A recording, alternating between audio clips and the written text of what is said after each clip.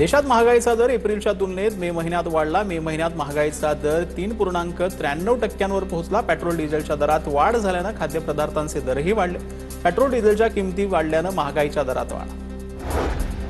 डिझेलच्या खरेदीवर पेट्रोलियम मंत्रालयाकडून 90 दिवसांसाठी निर्बंध। 200 लिटरपेक्षा जास्त डिझेल खरेदी करता येणार नाही। व्यावसायिक ग्राहकांना किरकोळ दुकानांमधून डिझेल खरेदीस मनाई।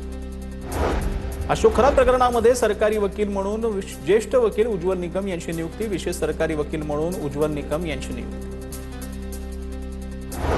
शेतकऱ्याला बैल दिल्याच्या प्रकरणामध्ये आधी मुख्यमंत्र्यांची संवेदनशीलता बघा। भाजपचे आमदार अभिमन्यू पवार यांची प्रतिक्रिया। शेतकरी कुटुंबाला आजारी बैल मिळाल्याच्या प्रश्नावर आमदार अभिमन्यू पवार यांचं उत्तर। माननीय मुख्यमंत्री किती संवेदनशील आहेत हे एकदा बघा। बैल आजारी आहे त्याला दुरुस्त करू तो विषय नंतरचा, पण जशी माननीय मुख्यमंत्र्यांना बातमी कळाली तत्काळ त्यांनी आदेश दिला आणि एक बैल उपलब्ध करून दिला। रत्नागिरी जिल्ह्याचे जिल्हाधिकारी मनोज जिंदल यांनी चिपळूणमध्ये मान्सूनपूर्व तयारीचा आढावा घेतला। विविध संवेदनशील ठिकाणांची पाहणी केली। आपत्कालीन परिस्थितीत उद्भवल्यास यंत्रणा सज्ज ठेवण्याच्या सूचना आहेत। जिल्हा परिषद असेल सर्वांची मीटिंग घेऊन आपल्याकडे जे जे इन्स्ट्रुमेंट्स, इक्विपमेंट, बोट हे सर्व गोष्टी आहेत त्यांचा आपण आढावा घेतला आहे। त्याच्यामध्ये जे काही खराब झाली आहे त्यांच्या रिप्लेसमेंटसाठी आम्ही सांगितलेलं आहे।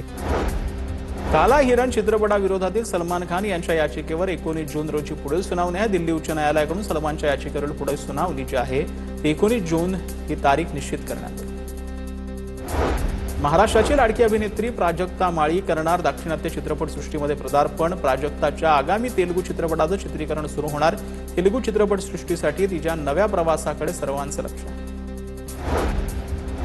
कल्याणमध्ये अभिनेता सिद्धार्थ जाधव महापौरांच्या बैठकीत दाखल झाल्यानं वाद झाला। काँग्रेसच्या गटनेत्या कांचन कुलकर्णींनी गोंधळ घातला। महापौर दालनाबाहेर महापौरांची भेट घेण्यासाठी 2 तास प्रतीक्षा करून भेट न मिळाल्यानं नगरसेविका नाराज।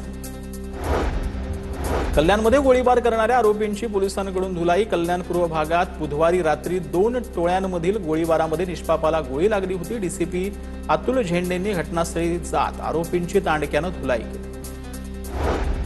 ठाण्यातील वृद्धाला मारहाण करणाऱ्या कॅब चालकाच्या अडचणीत वाढ झाली आहे। मारहाण करणाऱ्या कॅब चालकाचा वाहन परवाना निलंबित होणार।